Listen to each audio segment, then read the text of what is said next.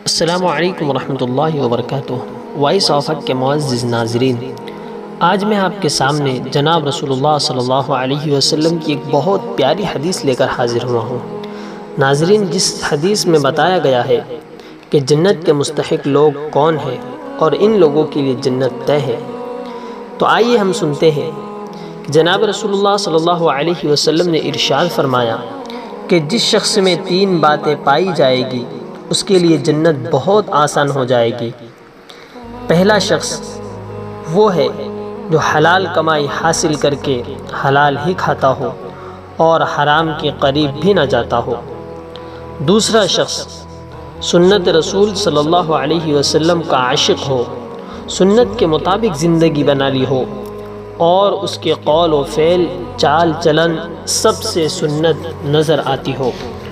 اور تیسرا شخص وہ ہے کہ تمام انسان اس سے مامون یعنی امن میں رہے اور مطمئن ہو، کسی کو کبھی یہ خطرہ نہ ہو کہ ہم کو کسی وقت یہ شخص شر اور فتنے میں مبتلا کر دے گا، اور نہ ہی بدخواہی کا خطرہ ہو، اور نہ ہی یہ شخص اپنا کام سیدھا کرنے کے لیے دوسروں کے حقوق اور ضرورت کو صرف نظر کرتا ہے۔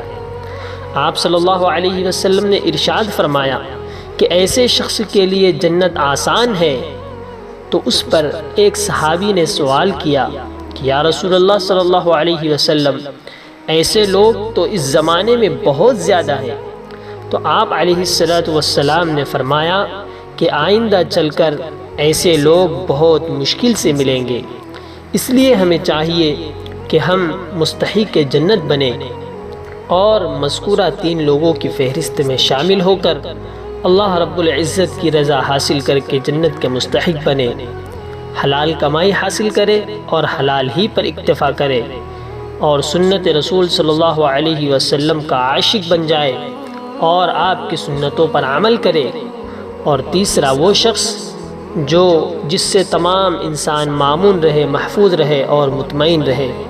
اللہ تعالی ہمیں جنت الفردوس میں جگہ عطا فرمائے، آمین۔